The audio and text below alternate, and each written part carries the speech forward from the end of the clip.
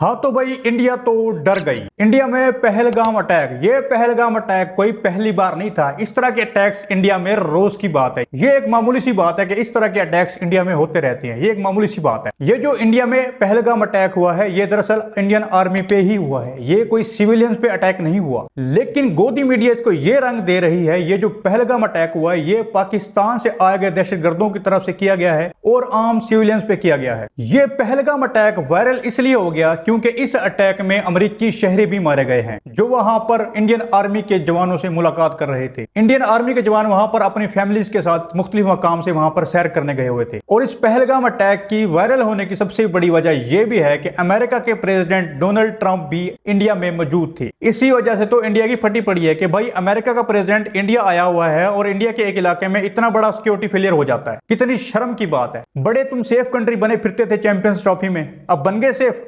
आ गया मजा, आगे स्वाद, बड़े आए तुम सेफ कंट्री। अब तुम्हारी कंट्री में कौन खेलेगा आईपीएल भाई? दुनिया की सबसे बड़ी आर्मीज में शुमार की जाती है तुम्हारी आर्मी और 4 लोग नहीं पकड़े गए तुमसे। जी हाँ, पहलगाम अटैक में जिन 4 लोगों ने अटैक किया था वो अभी तक 4 लोग ही नहीं पकड़े गए इंडिया की इतनी बड़ी आर्मी से। और दुनिया की सबसे इंटेलिजेंस रॉ, उनसे भी ये नहीं पकड़े गए भाई 4 बंदे। इंडियन इंटेलिजेंस एजेंसी रॉ की इंटेलिजेंसी इतनी है कि बस हर वाक्य के पीछे ये पाकिस्तान का बड़ी आसानी से नाम ले देते हैं। और ऊपर से इनको सपोर्ट करती है गोदी मीडिया जिनका बस यही काम है कि पाकिस्तान का नाम लेते रहो, रेटिंग आती रहेगी और इंडियन खुश रहेंगे। बस यही इंटेलिजेंसी है इनकी और कुछ नहीं आता इनको। मुझे ये लगता है ये जो पहलगाम अटैक जो है ये इंडियन आर्मी और रॉ की नाअहली और बेवकूफी का मुंह बोलता सबूत है। इनका तो बस यही काम है, इंडिया में कहीं भी कुछ होता है बस पाकिस्तान का नाम ले दो। पता तुम्हें लगता नहीं है कब किया, किसने किया, क्यों किया। और भाई पाकिस्तान को इंडिया पे अटैक करने की जरूरत क्या है जब आधे से ज्यादा इंडियंस खुद इंडियन गवर्नमेंट और इंडियन आर्मी के खिलाफ खड़े हुए हैं। तुम्हारे लोग तुम पर अटैक करे ही क्यों ना जब तुमने बगैर उनकी मर्जी के पिछले 78 साल से कश्मीर पर कब्जा किया हुआ है। पिछले 78 साल से कश्मीरी अपनी आजादी की जंग लड़ रहे हैं इंडियन आर्मी से, लेकिन इंडियन आर्मी है कि कश्मीर छोड़ने का नाम ही नहीं ले रही। और इसी वजह से इन पर आए रोज अटैक होते हैं और ये नाम दे देते हैं कि सिविलियंस पर अटैक हुआ है।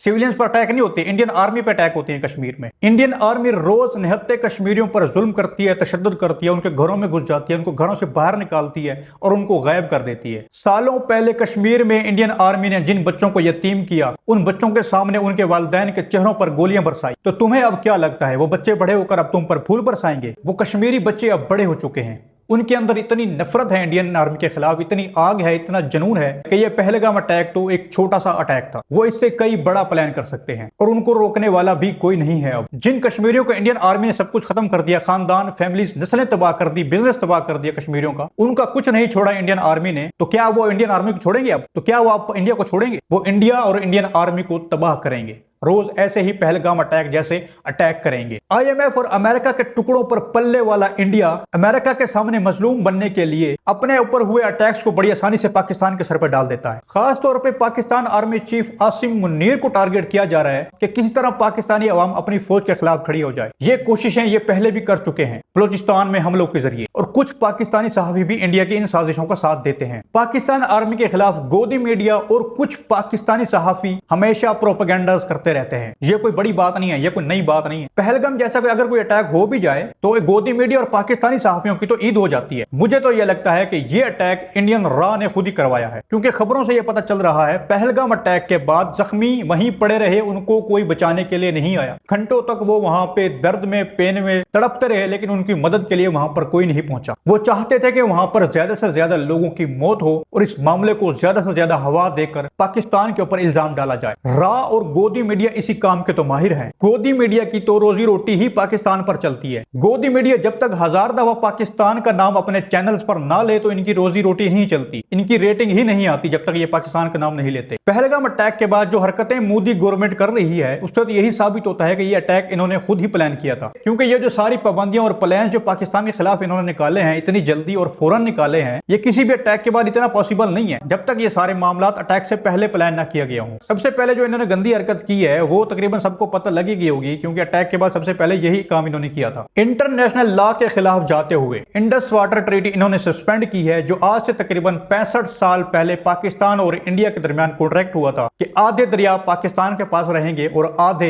इंडिया के पास रहेंगे, क्योंकि वो सारे दरिया इंडिया से गुजर कर आते हैं, इसलिए वो कॉन्ट्रैक्ट के तहत आधे पाकिस्तान और आधे इंडिया के हिस्से में डाले गए थे। लेकिन अब इंडिया ने उस कॉन्ट्रैक्ट को खत्म करने का फैसला किया है और सारे दरियाओं को अपनी मर्जी से इस्तेमाल करने या कंट्रोल करने का फैसला किया है। यह पहलगाम अटैक वाला ड्रामा इन्होंने सिर्फ इसीलिए किया है कि ताकि पाकिस्तान का पानी रोका जा सके। इंडिया में खुद इतनी पानी की किल्लत हो रही थी तो इन्होंने ये तरकीब लगाई कि इस कॉन्ट्रैक्ट को कैसे खत्म किया जाए, कि इंडिया का पानी पूरा किया जाए, क्योंकि भाई इंडिया के लोग वैसे ही प्यास से मर रहे हैं। लेकिन भैया ऐसे तो हम अपना पानी नहीं छोड़ेंगे, या तो तुम्हें पानी देना होगा या तो पूरा इंडिया ही पाकिस्तान के हवाले करना होगा। इनमें से एक काम तो करना पड़ेगा भैया, वरना हम खुद छीन लेंगे। तुमने जो है जंगें लड़ी होंगी बॉलीवुड में, और बॉलीवुड के सेट्स पे तुमने जंगें जीती भी होंगी, लेकिन जब मैदान में आओगे ना तब तुम्हें पता चलेगा तुम्हारा बाप कौन है। बॉलीवुड के सेट्स पे जंगें लड़ना और जीतना बहुत आसान है। इसके बाद इन्होंने अतारी वाघा बॉर्डर बंद कर दिया है कि अब कोई क्रॉस बॉर्डर मूवमेंट नहीं हो सकती। भाई जा कौन रहा है वहां गटर में, जो तुमने बॉर्डर बंद कर दिया पाकिस्तान के लिए, कर दो बंद, हमें क्या फर्क पड़ता है। जो थोड़े बहुत लालची लोग व्यूअर्स और कुछ एक्स्ट्रा पैसों के खातिर इंडिया की तारीफ में करते हैं और इंडिया जाना चाहते हैं, उनके लिए तो बहुत अच्छा हुआ है ये। उसके बाद इन्होंने तमाम पाकिस्तानी वीजा कैंसिल कर दिए हैं और जो लोग इंडिया में रह रहे थे उनको 48 घंटे में इंडिया छोड़ने का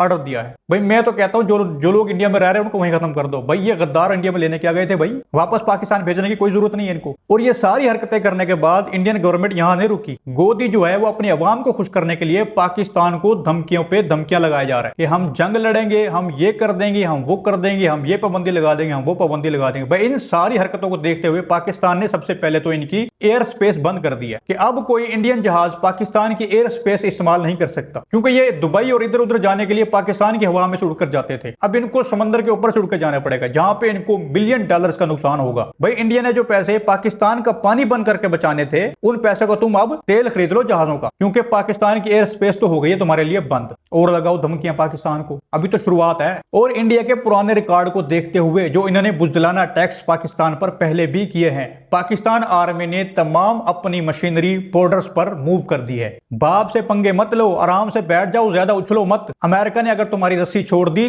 तो इंडिया ना घाट का रहेगा ना घर का रहेगा। वो 4 लोग तो अभी तक तुमसे पकड़े नहीं गए जिन्होंने पहलगाम पे अटैक किया, तुम पाकिस्तान से जंग लड़ोगे? अक्ल ठिकाने पे है तुम्हारी? भाई इंडियन गवर्नमेंट तो यहां तक गिर गई है कि जो पाकिस्तानी एक्टर और एक्ट्रेसेस इंडियन फिल्मों में काम कर रहे थे उनको भी ड्रॉप कर दिया गया। लेकिन भाई तुम्हारी इस बात से मैं बिल्कुल भी नाराज नहीं हूं, यह काम तूने बहुत अच्छा किया है। पाकिस्तान के कुछ एक्टर, एक्ट्रेसेस और इन्फ्लुएंसर कुछ व्यूअर्स और एक्स्ट्रा पैसों के लिए इंडिया की तारीफें करते हैं, इंडिया की हर अच्छी बुरी बात को आगे रखते हैं, पाकिस्तान को डिग्रेड करते हैं और उनकी फिल्मों में काम करने जाते हैं इंडिया में। तो उनको निकाल के तुम लोगों ने बहुत अच्छा काम किया है। और मेरी एक रिक्वेस्ट है भाई तुमसे, उनको पाकिस्तान मत आने दो, उनको वहीं पे रखो, वहीं खत्म कर दो उनको, जो चाहे मर्जी करो उनके साथ, पाकिस्तान में मत भेजना अब उनको। तो भैया ये था आज का खुलासा। अगर वीडियो अच्छी लगी तो वीडियो को लाइक, शेयर, सब्सक्राइब लाजमी कीजिएगा।